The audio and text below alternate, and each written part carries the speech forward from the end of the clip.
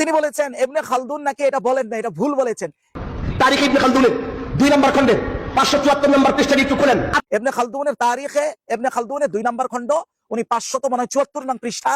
আমরা সেই বর্ণনাটাও দেখাবো যে লুৎফুর রহমান ফরাইজি হয় টাটকা ধোঁকাবাজি করেছেন, আর না হয় সে নিজেও জানে না যে সে নিজে কি পড়ছে। আমাদের লুৎফুর রহমান ফরাইজি অর্থাৎ আমার ঘরানার কওমি ঘরানার এক বড় ভাই আবুল আলাদ মওদুদী রাহিমাহুল্লাহকে তিনি খুব জোর গলায় জালেম বলেছেন। কিন্তু এই জালেম, এই বইটা শিবিরের প্রাথমিক সিলেবাসের অন্তর্ভুক্ত, এই বইটা জামাত ইসলামের রুকন সিলেবাসের অন্তর্ভুক্ত। ওসমান এবং মারওয়ান কেন্দ্রিক ঘটনায়, অথচ যখন আমি বিশ্লেষণ করলাম, ভিতরে ঢুকলাম, দেখলাম যে আমার বড় ভাই হলেন একদম কিউট জালেম, কিউট পর্যায়ের জালেম। প্রথমে আসি আবুল আলাহ মওদুদী রাহিমাহুল্লাহ আসলে কি বলেছেন যে আফ্রিকার এক যুদ্ধে এই ঘটনাটা 2 বার ঘটেছে, 2টা সন্ধি থেকে মূলত এই গনিমতটা পাইছে। কেউ কোন বর্ণনাকারী বলেছেন যে হযরত ওসমান এই সম্পদটাকে মারওয়ানকে দিয়ে দিচ্ছেন, মারওয়ান ওনার আত্মীয় হয়। ঠিক এই জায়গায় সৈয়দ আবুল আলাহ মওদুদী রাহিমাহুল্লাহ খেলাফত ও মুলকিয়াতের একদম উর্দু কিতাবের 107 নম্বর পৃষ্ঠা থেকে আমি বলতেছি, উনি বাংলাটা থেকে বলেছেন বাংলাতে যা লেখা আছে উর্দুতে আসলে তাই লেখা আছে। হযরত ওসমান ने मिस्र का खुमुस মারওয়ান के हक में लिख दिया था। হযরত ওসমান মারওয়ানকে এই খুমুস মানে হলো গনিমতের একটা পঞ্চম অংশ, পুরা গনিমতের পঞ্চম অংশকে বলা হয় খুমুস, ওই খুমুসটা মারওয়ানকে লিখে দিয়েছেন। এই যে কথাটা, এই কথাটা সৈয়দ আবুল আলাহ মওদুদী একাধিক ঐতিহাসিক গণের বর্ণনা থেকে এনেছেন। এর মধ্যে উনি লাস্ট বলেছেন যে ইবনে খালদুন উনিও এই বর্ণনাটাকে অর্থাৎ সৈয়দ আবুল আলাহ মওদুদী যেটা বলেছেন এটাকে শক্তিশালী করেছেন। মূলত সৈয়দ আবুল আলাহ মওদুদী ওনাদের বর্ণনা থেকেই নাকি এনেছেন। এখন আমাদের লুৎফুর রহমান ফরাইজি সাহেবের কথা হলো বর্ণনা 2 ধরনের আছে। এখন এই ধরনের বর্ণনাটা ইতিহাসবিদগণ বর্ণনা করা সত্ত্বেও এটা সৈয়দ আবুল আলাহ মওদুদী রাহিমাহুল্লাহ গ্রহণ করার কারণে তিনি জালেম। গনিমতের মালটা হযরত ওসমান গনি তার শ্যালক মারওয়ান বিন হাকামকে দিয়েছেন। কিভাবে দিয়েছেন? এক riwayate আসছে এমনি দিয়ে দিয়েছেন। বাকি মুহাক্কিকিনরা লিখেছেন যেটা এমনিতে দেন নাই, মালগুলো ছিল কাঁচা মাল, তো কুশাগারে কাঁচা মাল রাখলে নষ্ট হয়ে যাবে, এই জন্য মারওয়ান বিন হাকাম ওসমানের শ্যালকের কাছে তিনি এটা টাকার বিনিময়ে 5 লাখ দিনারের বিনিময়ে বিক্রি কইরা টাকাটা কুশাগারে জমা রাখেন। আমি কি বুঝতে পারলাম? একজন সাহাবা প্রেমিক কোন বর্ণনাটাকে নিজের করে নিবে, প্রথমটা না দ্বিতীয়টা? বুঝতে পারেন? এবং তিনি বলেছেন ইবনে খালদুন নাকি এটা বলেন না, এটা ভুল বলেছেন। ইবনে খালদুনের তারিখে ইবনে খালদুনের 2 নম্বর খণ্ড উনি 574 নং পৃষ্ঠা। আমরা সেই বর্ণনাটাও দেখাবো যে লুৎফুর রহমান ফরাইজি হয় টাটকা ধোঁকাবাজি করেছেন, আর না হয় সে নিজেও জানে না যে সে নিজে কি পড়ছে। বরং ইবনে খালদুনের ব্যাপারে সৈয়দ আবুল আলাহ মওদুদী যে কথা বলেছেন সেটাই সঠিক, কিন্তু আলোচনাটা আমরা একদম লাস্ট দিকে আসবো। এইবার যে কেউ কোন ঐতিহাসিকদের বর্ণনাকে গ্রহণ করলে জালেম হয় কিনা আমরা আগে এটা প্রমাণ করি, তারপরে আমরা সর্বশেষ দিকে আসবো হযরত ওসমানের এই কাজটার বিশ্লেষণ কি হবে, কেন করেছিলেন, এর দ্বারা আমাদের কি বুঝার আছে, এটা একদম শেষের দিকে আসবো। প্রথমে আমরা একটা বর্ণনা আনি যেটা তারিখে ইবনে কাসির অর্থাৎ আল বিদায়া ওয়ান নেহায়ার 7 নম্বর খণ্ড 170 নম্বর পৃষ্ঠায়। আল বিদায়া ওয়ান নেহায়া ইতিহাস গ্রন্থের মধ্যে একদম প্রধান সারির একটা হবে। ইবনে কাসির যেমনটা বর্ণনা করেছেন যে এই যে আফ্রিকার যুদ্ধে 20,20,000 দিনারের বিনিময়ে যে চুক্তি হয়েছে, যে গনিমতের মালটা পেয়েছে, এই মালটা উনি বলতেছেন ফাআতলাকাহা কুল্লাহা উসমান ফি ইয়াউমিন ওয়াহিদিন লিআলি হাকাম। আলে হাকাম মানে হলো মারওয়ানের বংশধরকেই আলে হাকাম বলে। এই মারওয়ানের পরিবারের জন্য, এদের জন্য হযরত ওসমান একদিনেই এই পুরা সম্পদটাকে মওকুফ করে দিয়েছেন, ছাড় দিয়েছেন। এখন কথা হলো পৃথিবী বিখ্যাত একজন প্রধান সারির ইসলামী ইতিহাসবিদ তিনি তার কিতাবে এটা লিখেছেন। এখন কথা হলো উনি কি শুধু লিখেছেন, উনি এটা বিশ্বাস করেন নাই, অবিশ্বাস করেও এটা লিখেছেন। বিষয়টা কি এরকম? সম্ভাবনা আছে এই ঘটনার। এটা মনে করে যদি ইমাম ইবনে কাসির এই কথাটা বর্ণনা করেন, তাহলে লুৎফুর রহমান ফরাইজির মতো ব্যক্তিদের যে নীতি, ওই নীতি অনুযায়ী তো সর্বপ্রথম জালেম ইমাম ইবনে কাসিরকে বলতে হবে। লুৎফুর রহমান ফরাইজির উসুল অনুযায়ী যদি ইবনে কাসিরকে আপনি জালেম সাব্যস্ত করে দেন কথার কথা, তাহলে তো ইসলামী ইতিহাসের ভিত্তিই থাকবে না। ম্যাক্সিমাম ইসলামী ইতিহাস তো নির্ভর করে এদের কিতাবের উপরে। এখন আবার এরা বলতে পারে যারা মুআররিখিন অর্থাৎ যারা ইতিহাস বর্ণনা করে তাদের কাজ শুধু ইতিহাসটা বলা, তো মন্তব্য করা তাদের দায়িত্ব না। যদি এই মাসালা নিয়ে আসে তাহলে আমি বলবো এটাও ভুল, এটা 100% ভুল। সেটা আমি নিজে দাবি না করে আমি একটা কিতাব থেকে দেখাই, আল বাহস আল ইলমি আসাসিয়াতুহু আন নাজরিয়া, যেটা দারুল ফিকর বৈরুত থেকে ছাপা 1 নম্বর খণ্ড 155 নং পৃষ্ঠায় এই কথা স্পষ্ট বলা হয়েছে, লাকাদ উত্তুহিমা আল মুআররিখুন আল আরব, আরব যারা ইতিহাসবিদ তাদের ব্যাপারে এই বদনাম আছে যে বিআন্নাহুম লাম ইয়াসউ ইলা তা'লিল আবাদান বাল ইকতাফাউ বিস-সারদ, যে এই বদনামটা আছে যে তারা নাকি ইতিহাসের বিশ্লেষণ করে না, শুধু বর্ণনার মধ্যেই সীমাবদ্ধ থাকে। বরং এটা ভুল, এটা অপবাদ বলা হচ্ছে।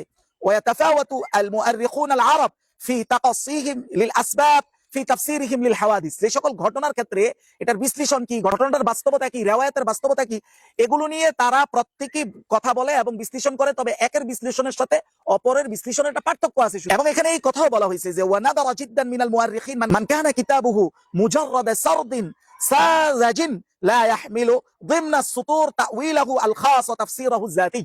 এইরকম কিতাব কোন ঐতিহাসিকবিদের পাওয়া কঠিন হবে যে সে শুধু ইতিহাসটা বর্ণনা করেছে, এইটার ব্যাপারে তালিক করে নাই, কোনো না কোনো মন্তব্য করে নাই, এমন ইতিহাসের কিতাব পাওয়া কঠিন। ইমাম ইবনে কাসিরের মতো গ্রহণযোগ্য ব্যক্তিরা এই ধরনের ঘটনা বর্ণনা করে এই কথা বলেন নাই যে আমার কাছে এই ঘটনাটা অগ্রহণযোগ্য। এই কথা না বলার অর্থই হলো তার কাছে ন্যূনতম গ্রহণযোগ্যতা আছে বলেই তিনি এই কথা বলেন নাই এবং তার কিতাবে বর্ণনা করেছেন। এই বর্ণনার মাধ্যমে যদি ইমাম ইবনে কাসির গ্রহণযোগ্য থাকেন, তাহলে সাইদ আবুল আলা মওদুদী এটাকে গ্রহণ করে বর্ণনা করলে জালেম কিভাবে হবেন? আরেকটু সামনে আসেন, আনসাবুল আশরাফ আহমদ বিন ইয়াহিয়া বিন জাবির আল বালাজুরি, উনি ওনার কিতাবে এটা বর্ণনা করেছেন যে লাম্মা বানা মারওয়ান দারাহু বিল মাদিনা, মারওয়ান যখন সে তার ঘর বানায় মদিনায়, একটা বাড়ি বানায়, দান নাস ইলা তাআমিহি, ঘরে দাওয়াত খাওয়ানোর জন্য কিছু লোককে দাওয়াত করে। ওখানে একজন জলিলুল কদর সাহাবী ছিলেন, তার নাম ছিল ওয়াকান আল মিসওয়ার ফিমান দা, যাদেরকে উনি দাওয়াত করেছেন এর মধ্যে মিসওয়ার ছিলেন। মিসওয়ার হলো মিসওয়ার বিন মাখরামা বিন নাওফাল, উনিও ছিলেন। তো উনি এক পর্যায়ে মারওয়ান কথায় কথায় বলতেছে যে ওয়াল্লাহি মা আনফাকতু ফি দারি হাযিহি, আমি যে ঘরটা বানাইছি, বাড়িটা বানাইছি, আল্লাহর কসম এখানে আমি মিন মালিল মুসলিমিন, মুসলমানদের কোনো সম্পদ এখানে ব্যবহার করি নাই, দিরহামান এক দিরহামনা ফামা ফাওকাহা, কিচ্ছু ব্যবহার করি নাই। তখন মিসওয়ার ওই সাহাবী উঠে বলতেছেন লাউ আকালতা তাআমাক ওয়া সাকাততা লাকানা খায়রান লাক, যদি তুমি তোমার খানাটা খায় চুপ থাকতা তাহলে এটা ভালো ছিল। লাকাদ গাযাউতা মা'না ইফরিকিয়াতা, যে তুমি তো আমাদের সাথে আফ্রিকা যুদ্ধে জিহাদে গেছিলা, ওই জিহাদে যাওয়ার আগে তুমি আমাদের মধ্যে সবচেয়ে কম সম্পদশালী ছিলা, কিন্তু ওই জিহাদ থেকে ফিরে আসার পরে এখন তুমি অনেক সম্পদশালী এবং তুমি যাকাত উত্তোলনের দায়িত্ব পাইছো। এইভাবে কড়া কয়েকটা কথা বলার পরে ফাশাকাহু মারওয়ান ইলা উরওয়া, মারওয়ান গিয়ে হযরত উরওয়ার কাছে এটার অভিযোগ দিয়েছেন যে দেখেন হে আমার এত কঠিন কঠিন কথা বলে অথচ আমি তারে সম্মান করি। এই ঘটনা থেকেও বোঝা যায় মারওয়ান কেন্দ্রিক কিছু না কিছু ব্যাপার ওই সমাজে আসলেই ছিল। তবে লুৎফুর রহমান ফরাইজি সাহেবের নীতি অনুযায়ী আপনি বহু ঐতিহাসিক গণের তাদের স্ব বর্ণনার কারণে আপনি তাদেরকে জালেমের কাতারে ফেলতে পারবেন, কারণ তারা এই বর্ণনাগুলো বিশ্বাসের জায়গা থেকে গ্রহণ করেছে, তাদের তালিক থেকে বোঝা যায়। এখন আসি মূল কথায়, লুৎফুর রহমান ইমাম ইবনে খালদুনের বর্ণনা, যে ইমাম ইবনে খালদুনের রেফারেন্স দিয়েছেন কে? সাইদ আবুল আলা মওদুদী, যে ইমাম ইবনে খালদুন যেহেতু এটাকে সমর্থন করেছে সেহেতু এই ঘটনাটা গ্রহণযোগ্য, কিন্তু লুৎফুর রহমান ফরাইজি দেখাইছে ইমাম ইবনে খালদুন এটাকে ভুল বলেছে, তাই তো?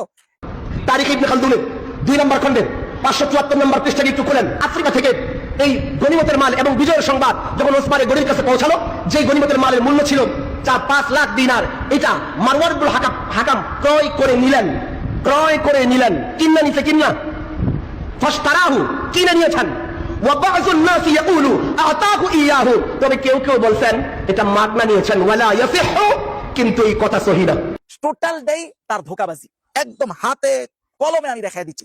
ইমাম ইবনে খালদুনের বর্ণনার আগে আরেকটা বর্ণনা দেখি, আরেকজন গ্রহণযোগ্য ইতিহাসবিদ ইমাম ইবনে আসির। এই বর্ণনাটা না দেখলে আপনি ইমাম ইবনে খালদুনের বর্ণনায় আমার এই প্রিয় দিনী ভাই ধোঁকাবাজিটা চালাকিটা কোন জায়গায় করেছে বুঝবেন না। আসেন ইমাম ইবনে আসির কি বর্ণনা করেছেন। আল কামিল ফি তারিখ এই কিতাবে 2 নম্বর খণ্ড 237 নং পৃষ্ঠা, আফ্রিকার যে গনিমত হযরত ওসমান মারওয়ানকে দিয়ে দিছে বলে বিভিন্ন বর্ণনাকারীরা বর্ণনা করতেছেন, আর ইমাম ইবনে খালদুন বলছে এটা কিনে নিয়েছে। এবার দেখেন ইবনে আসির কি বলতেছেন, যে হ্যাঁ আসলে মারওয়ান এটা কিনে নিয়েছে। ফাশতারাহু মারওয়ান ইবনে হাকাম বি500,000 দিনার, আসলে মারওয়ান এটা কিনে নিয়েছে, কিন্তু পরে যেটা হয়েছে ফাওয়াদাহা আনহু উসমান, কেনার পরে ওই টাকা দেওয়ার আগে হযরত ওসমান টাকাটা মাফ করে দিয়েছেন। তো যেই টাকাটা মাফ করে দেওয়া হয় কেনার পরে ক্রেতা যে টাকাটা গ্রহণ না করে ওইটা কি আপনি ক্রয় বলতে পারেন? এখন আসেন ইমাম ইবনে আসির লাস্ট কথাটা কি বলেন, এটা খুব গুরুত্বপূর্ণ। ইমাম ইবনে আসির বলতেছেন যে ওয়াবাদুহুম ইয়াকুলুন, কেউ বলে আতাহু মারওয়ান ইবনে হাকাম, এটা মারওয়ান ইবনে হাকামকে দিয়ে দেওয়া হয়েছে, কিন্তু সত্য কথা হলো ওয়াজাহারা বিহাযা আন্নাহু আতা আব্দুল্লাহ খুমুসাল গাজওয়াতিল উলা। খেয়াল করবেন, আসলে ইতিহাস থেকে জানা যায় এখানে আসলে যুদ্ধ হয়েছিল 2টা। এই 2টা যুদ্ধের প্রথম যুদ্ধের গনিমত মারওয়ানকে না বরং আব্দুল্লাহকে দেওয়া হয়েছে, কথা কিন্তু খেয়াল রাখেন। 2 নাম্বার আতা মারওয়ান, আর মারওয়ানকে মূলত দেওয়া হয়েছে খুমুসাল গাজওয়া আস-সানিয়া, দ্বিতীয় যুদ্ধের গনিমত দেওয়া হয়েছে মূলত মারওয়ানকে। তাইলে এখানে কথাটা ক্লিয়ার হন, মারওয়ানকে দ্বিতীয়টা দেওয়া হয়েছে, প্রথমটা না। প্রথমটা কারে দেওয়া হয়েছে? প্রথমটা দেওয়া হয়েছে আব্দুল্লাহকে। এইবার আসেন লুৎফুর রহমান ফরাইজির চালাকিটা কোন জায়গায়। এবার আসেন মূল কিতাবে, কোন কিতাব? ইমাম ইবনে খালদুনের তারিখ ইবনে খালদুন, যেটা এটা 2 নম্বর খণ্ড 574 নং পৃষ্ঠা। সন্ধি চুক্তির বিনিময় আফ্রিকার লোকদের কাছ থেকে হযরত ওসমান যে যুদ্ধলব্ধ সম্পদ বা গনিমত পাইছে, এই গনিমতটা আমরা এতক্ষণ দেখলাম যে মারওয়ান কিনেছে। হ্যাঁ, একটু আগে ইবনে আসিরও বলেছেন কিনেছে, এবার ইবনে খালদুনও বলতেছেন ফাশতারাহু মারওয়ান ইবনে হাকাম বি500,000 দিনার, সে মোট 5,000 দিনারের বিনিময়ে এটা কিনে নিয়েছে, ওই গনিমতটা কিনে নিয়েছে। কিন্তু ওয়া বাদুন নাস ইয়াকুলুন আতাহু ইয়াহু, কেউ কেউ বলেন মারওয়ানকে দিয়ে দেওয়া হয়েছিল, ওয়ালা ইয়াসিহু, এই কথা সহি না। তবে কোন কথা সহি, এই পর্যন্ত যায়ই লুৎফুর রহমান ফরাইজিদের চালাকি আস্তে থাইমা গেছে, সামনে আর বলে নাই। ওই যে সামনে সেই কথাটাই ইবনে খালদুন বলতেছে, কি বলতেছে, ইন্নামা আতা ইবনে আবি সারহিন, মানে আব্দুল্লাহ ইবনে, এই যে একটু আগে যে ইবনে আসির যেটা বলছে যে আব্দুল্লাহকে দিছে, মারওয়ানকে না। প্রথম যুদ্ধ দুইটা, প্রথমটা দিছে আব্দুল্লাহকে, দ্বিতীয়টা দিছে মারওয়ানকে। ঠিক ইবনে খালদুন এটাই বলতেছে যে ইন্নামা আতা আব্দুল্লাহ ইবনে আবি সারহ, আব্দুল্লাহ ইবনে আবি সারাহকে দেওয়া হয়েছে খুমুসাল খুমসি, মানে পঞ্চম অংশেরও পঞ্চম অংশ যেটা, ওইটা দেওয়া হয়েছে মিনাল গানিমাতিল উলা, মানে প্রথম যুদ্ধলব্ধ সম্পদ। তাহলে একটু আগে ইবনে আসির কি বলেছে, ইবনে আসিরও তো একই কথা বলেছে যে প্রথম যুদ্ধলব্ধ সম্পদ মূলত মারওয়ানকে না, এটা দেওয়া হয়েছে আব্দুল্লাহকে, আর দ্বিতীয় যুদ্ধলব্ধ সম্পদটা দেওয়া হয়েছিল মারওয়ানকে। আর এখানে ইবনে খালদুন দ্বিতীয় যুদ্ধলব্ধ সম্পদ নিয়ে কোনো আলোচনাই করেন নাই, কারণ চ্যাপ্টারটাই ছিল আব্দুল্লাহকে নিয়ে। ঘুরে ফিরে কি কথা দাঁড়াইলো, ঘুরে ফিরে ক্লিয়ারলি এটা দাঁড়াইলো যে ইমাম ইবনে খালদুন স্পষ্ট এই কথা, এই ঘটনাকে সমর্থন করেছেন। পার্থক্য হলো যে মারওয়ানকে কি প্রথম যুদ্ধলব্ধ সম্পদ দেওয়া হয়েছে কি দেওয়া হয় নাই। ইমাম ইবনে আসির বলতেছেন প্রথমটা দেওয়া হয় নাই, ইবনে খালদুনও বলতেছেন প্রথমটা এরে দেওয়া হয় নাই, কারে দেওয়া হয়েছে, আব্দুল্লাহকে দেওয়া হয়েছে। ইবনে খালদুন যেটা বলেছেন যে সে কিনে নিয়েছে, ওইটার ব্যাপারেও আবার ইবনে আসির বলেছেন হ্যাঁ কিনে নিছে, কিন্তু পরবর্তীতে এটা হযরত ওসমান মওকুফ করে দিয়েছেন, মাফ করে দিয়েছিলেন। এইবার একটা প্রশ্ন দাঁড়ায় স্বাভাবিকভাবে যে হযরত ওসমান গনি রাদিয়াল্লাহু, তিনি তো নিশ্চয়ই পক্ষপাতিত্ব করেন নাই, অসম্ভব। কিন্তু এই ঘটনা তাহলে ব্যাখ্যা কি, তিনি তার আত্মীয়কে এই সম্পদটা দিলেন কেন? এটার ব্যাপারে কেউ কেউ বলেছেন যে হযরত ফাতেমা রাদিয়াল্লাহু তাআলা আনহু, তিনি আবু বকরের কাছে মিরাস চেয়েছিলেন। প্রথম ব্যাখ্যা শুনেন, মিরাজ চেয়েছিলেন। হযরত রাসূল আকরাম সাল্লাল্লাহু আলাইহি ওয়াসাল্লাম দুনিয়া থেকে যাওয়ার পরে, মিরাজ চাওয়ার পরে হযরত আবু বকর বলেছেন যে রাসূলুল্লাহ আমাদেরকে বলেছেন নবীদের ওফাতের পরে তাদের কোনো মিরাজ বা ওয়ারিশ হয় না, এই যা সম্পদ থাকবে এটা সমস্ত মুসলমানের হয়ে যায়। এই কথা বলে হযরত ফাতেমার দলিলকে তিনি খণ্ডন করেছেন কে, হযরত আবু বকর, এবং মিরাজ দেওয়া হয় নাই। কেউ কেউ বলেন যে হযরত ওসমান সেই মিরাজটাই, অর্থাৎ হযরত আবু বকর রাদিয়াল্লাহু তাআলা আনহু যেটা দেন নাই এই হাদিসের ভিত্তিতে, কিন্তু হযরত ওসমান সেটা গ্রহণ করেছেন। এই ক্ষেত্রে আবার কেউ কেউ এটাও আপত্তি তোলে যে এটা যদি ফাইয়ে মুসলিম হয়, মানে মুসলমানদের ফাই হয়, এটা যুদ্ধলব্ধ সম্পদ হয়, তাহলে সকল মুসলমানের হবে, শুধু মাত্র মারওয়ানকে কেন দিবেন, এটা হলো প্রশ্ন। আবার যদি এটা আলে মোহাম্মদ রাসূলুল্লাহর পরিবারের মিরাসই হয়, তাহলে মারওয়ান তো তাদের অন্তর্ভুক্ত না, তাহলে এই মিরাস আবার সে পাবে কেন? তাহলে এই উত্তরটা নিয়েও মুশকিল দাঁড়াইছে। তবে সর্বশেষ একটা তাউইল আছে যে হযরত ওসমান এটা কেন করেছেন। এইটার ব্যাপারে কেউ বলে কান্নাহু তাআওয়ালা ফি যালিকা মা রুইয়া আন রাসূলিল্লাহ সাল্লাল্লাহু আলাইহি ওয়াসাল্লাম আন্নাহু ইযা আত'আমা আল্লাহু নাবিয়্যান তাওমা ফাহিয়া লিল্লাযী ইয়াকুমু মিন বাদি। রাসূলের একটা হাদিস ছিল, সে হাদিসটা ছিল এরকম যে আল্লাহ যদি রাসূলদেরকে কোনো একটা সম্পদ বক্ষণ করান বা একটা সম্পদের অধিকারী বানান, তাহলে নিয়ম হলো এই সম্পদের অধিকারী হবে আবার ওনার স্থলাভিষিক্ত পরে যে আসবে সে। এই হাদিসটার ব্যাখ্যা থেকে হযরত ওসমান মনে করেছিলেন যেহেতু গনিমতের পঞ্চম অংশ রাসূল আকরাম সাল্লাল্লাহু আলাইহি ওয়াসাল্লামের জন্য ছিল, এটা বরাদ্দ ছিল, যেহেতু রাসূল এখন নাই, আর আমরা যেহেতু অর্থাৎ খলিফারা যেহেতু রাসূলের স্থলাভিষিক্ত, সেহেতু আমি রাসূলের এই খুমুস অর্থাৎ রাসূল যেটা পাইতেন সেটা আমি গ্রহণ করি, কিন্তু আমি তো ধনী মানুষ, মানে হযরত ওসমান আমি তো ধনী মানুষ, আমার তো এটা প্রয়োজন নাই, তো ওই সম্পদটাই আমি আমার আত্মীয় যে তাকে দিয়ে দিচ্ছি, যেহেতু আমার প্রয়োজন নাই। এই ব্যাখ্যা থেকেই মূলত হযরত ওসমান এই সিদ্ধান্তটা নিয়েছিলেন। এখন সর্বশেষ কথা হলো এই সিদ্ধান্ত সঠিক কিনা। আচ্ছা, এই সিদ্ধান্ত শরীয়তের দিক থেকে সমস্ত উলামায়ে কেরাম বলেছেন এটা তার ওনার ইজতিহাদ, এটা ওনার ব্যাখ্যা। কেউ যদি গবেষণাগত দিক থেকে সাহাবী বা সাহাবী পরবর্তী যে কেউ গবেষণার ভিত্তিতে ইজতিহাদের ভিত্তিতে যদি কোনো ভুলও করে, ইজতিহাদি ভুল হলো এমন ভুল যেটার জন্য আল্লাহ জিজ্ঞাসা করবেন না, শাস্তিও দিবেন না, এটার জন্য সম্পূর্ণ সে ক্ষমাপ্রাপ্ত, বরং সওয়াবের অধিকারী। কিন্তু সিদ্ধান্তটা যদি রাজনৈতিক জায়গা থেকে বলে তাহলে ব্যাখ্যা ভিন্ন আসবে। কেমন ব্যাখ্যা ভিন্ন আসবে? এই লুৎফুর রহমান ফরাইজি বলেন আর আমরা যারাই আছি, এদের সমস্যাটা কি জানেন? এদের মূল সমস্যাটা হলো এরা একটা রাজনৈতিক বিশ্লেষণকে তাসাউফের চশমা দিয়ে দেখে। কথাটা বুঝছেন? মানে বিষয়টা হলো রাজনৈতিক বিশ্লেষণ, সেটাকে তারা তাসাউফের জায়গা থেকে দেখে, তখন তাদের কাছে সব উল্টাপাল্টা মনে হয়। যেমন মনে করেন হযরতে খালিদ বিন ওয়ালিদ রাদিয়াল্লাহু তাআলা আনহু দুইটা যুদ্ধে এমন একটা ঘটনা ঘটাইছেন, সহিহ হাদিসের বর্ণনা এরকম এসেছে, রাসূলুল্লাহ দুই হাত আল্লাহর দিকে উঠায় বলছেন যে হে আল্লাহ, খালিদ যে কাজ করেছে আমি সেটা থেকে মুক্ত। মানে হলো হযরতে খালিদ রাদিয়াল্লাহু তাআলা আনহু এক যুদ্ধে এক ব্যক্তিকে হত্যা করে ফেলছেন, আর একটা গোত্রের অনেক মানুষকে হত্যা করেছেন। কি জন্য? ওনাদেরকে ইসলামের দাওয়াত দিছে, তারা ভালো আরবি জানতো না, তারা আসলামনার জায়গায় বলছে সবাকনা। সবাকনা দুই অর্থ, একটা অর্থ হলো আমরা আগে ধর্ম ত্যাগ করলাম, আরেকটা হলো তারকা পূজারী হইলাম। এখন এটা তারা কোন অর্থ?